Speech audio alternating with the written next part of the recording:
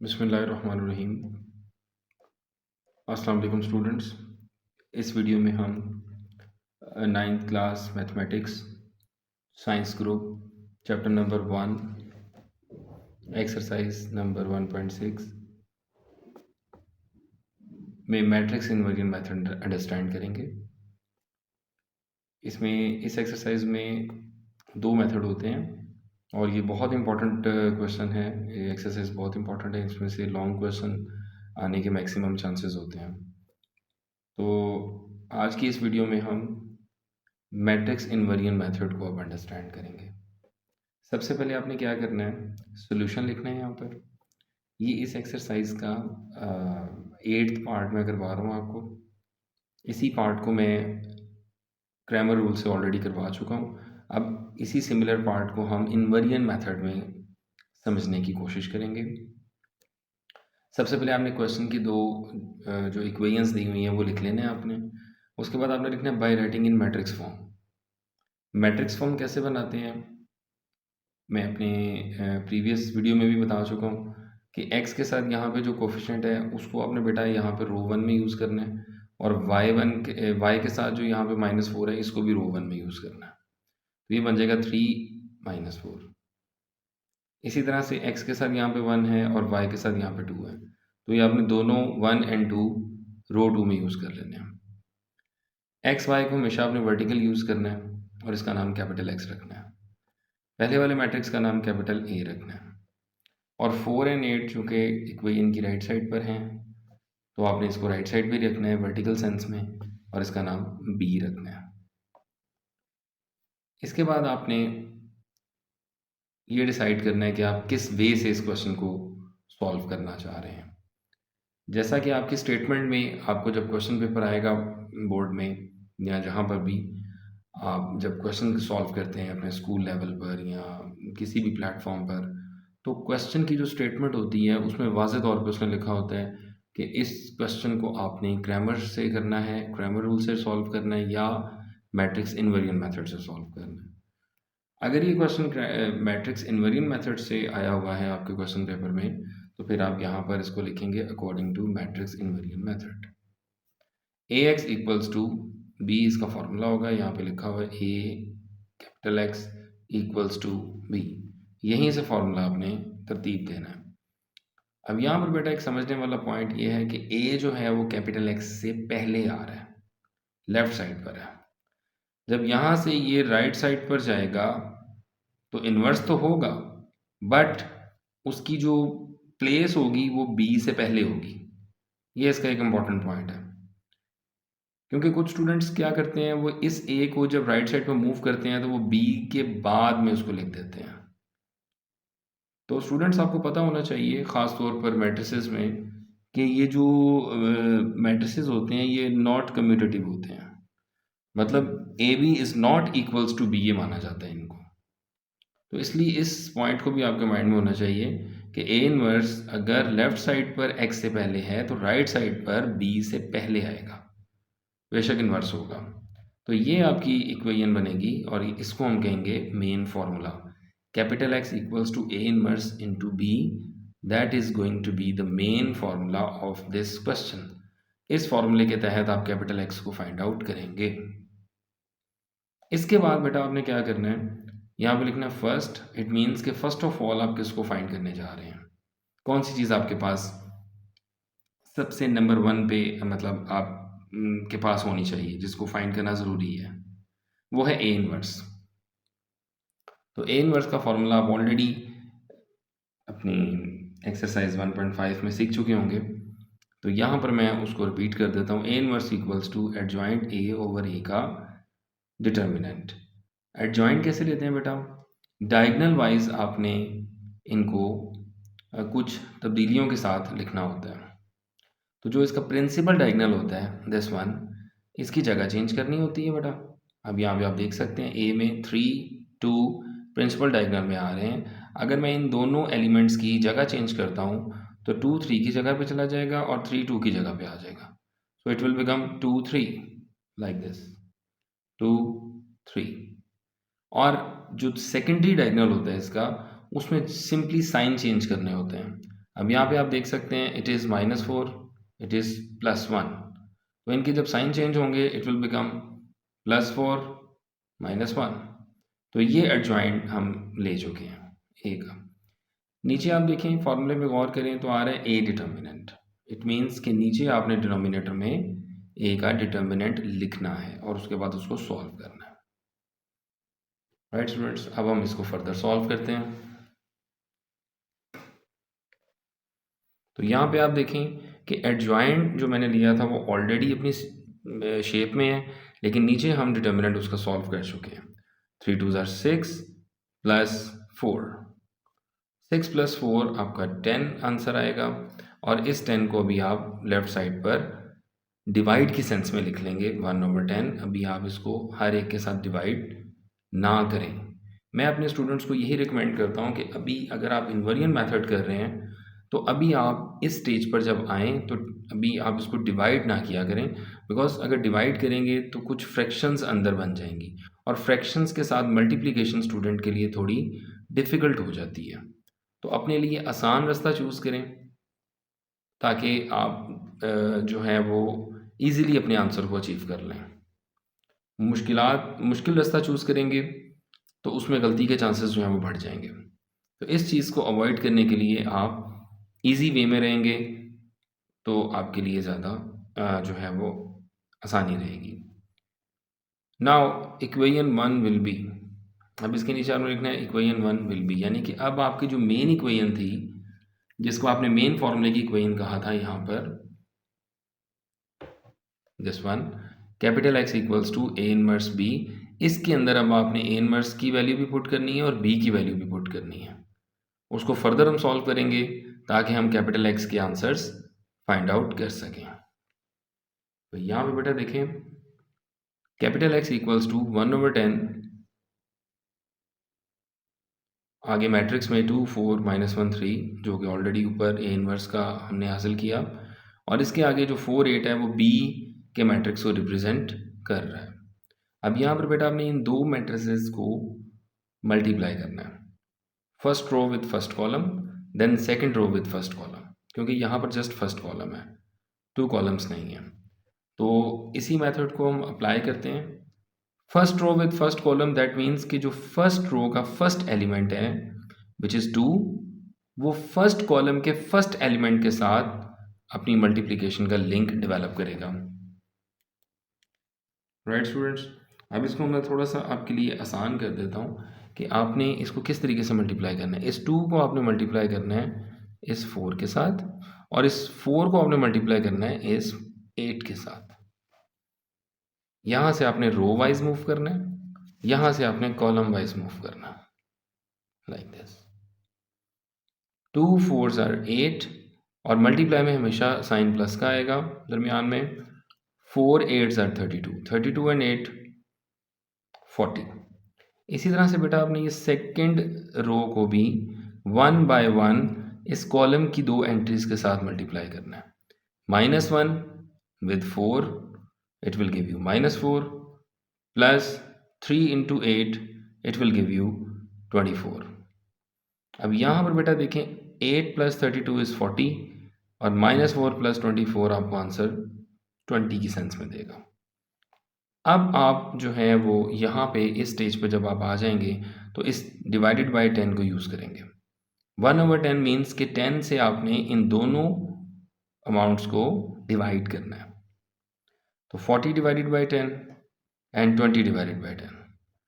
40 divided by 10 will give you 4, 20 divided by 10 will give you 2। तो यहाँ पर आके आप उस कैपिटल X की जगह उसका मैट्रिक्स यूज़ करेंगे, क्योंकि कैपिटल X हमने उसको नाम दिया था, उसका ओरिजिनल मैट्रिक्स है X and Y। अब यहाँ पर बेटा देखें ऊपर X है और यहाँ ऊपर क्या है 4, तो X इस 4 को जो है अपनी वैल्यू कंसिडर करेगा। तो x equals to 4 and y equals to 2, तो ये इसके दो फाइनल आंसर माने जाएंगे। इस तरीके से आपने इसको वाइंड अप करना है। Hence x equals to 4 and y equals to 2, and this will be your final answer. Hopefully बेटा ये आपको क्वेश्चन अच्छे तरीके से समझ आ गया होगा। अगर फिर भी इसमें कोई चीज़ आपने पूछनी हो तो आप मुझसे पूछ सकते हैं। ग्रामर रूल है ये, राइट। तो सबसे पहले आप सोल्यूशन लिखेंगे, आपने क्वेश्चन लिख लेना है, उसके सामने बेटा 3x - 4y = 4, x + 2y = 8, ये दो इक्वेशंस उसने आपको बेसिकली दी हुई हैं। अब बेटा आपने करना ये है कि आपने इसके नीचे एक लाइन में लिखना है by writing in matrix form. यही लाइन आप इन्वर्जन मेथड में भी यूज़ करते हैं कि आपने उसको पहले इक्वेशंस को मैट्रिक्स की एक शेप देनी होती है। तो सबसे पहले आपने ए मैट्रिक्स बनाना है, फिर x capital X and then capital B। तो इस तरीके से आपने करना है काम। अब यहाँ पे बेटा देखें x के साथ यहाँ पे कोफिशिएंट जो है वो 3 है, तो आपने वो नंबर 1 पे लिख लेना है। रो 1 का पहला एलिमेंट 3 है।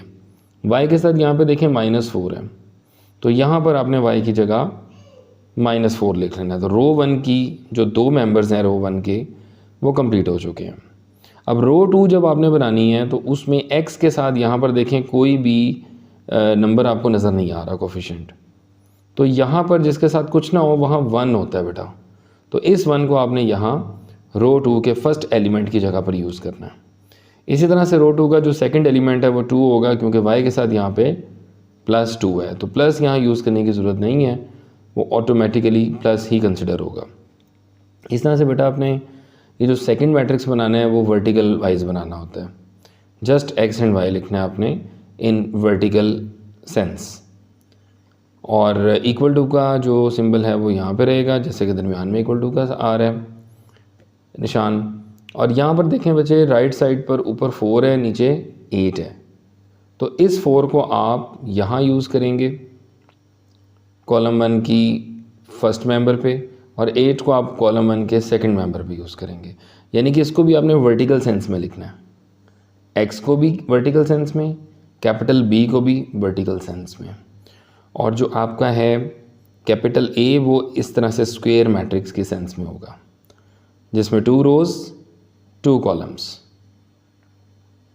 इसलिए इसको हम स्क्वायर मैट्रिक्स भी कह सकते हैं।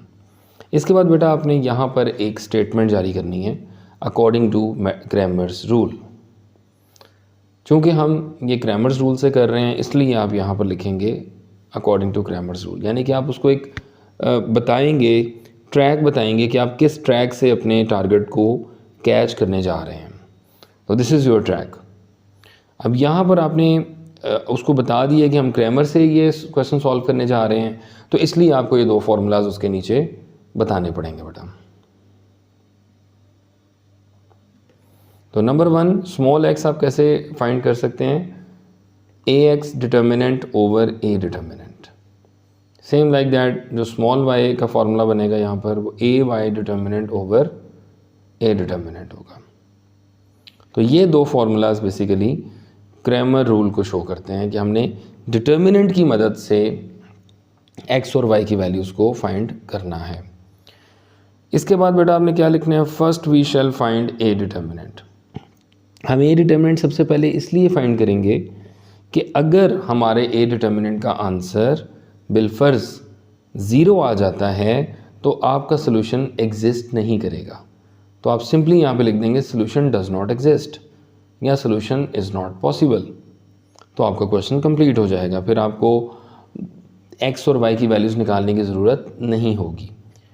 लेकिन इन केस कि जब आंसर आपका 0 ना आए, और मोस्ट ऑफ द टाइम्स वो नहीं आता, ताकि वो क्वेश्चन मेकर ये चाह रहा होता है कि आप कंप्लीट क्वेश्चन करें और कंप्लीट इसके फार्मूलाज को यूज़ करके x और y की वैल्यूज़ को फाइंड आउट करें। क्लियर है बेटा यहाँ तक।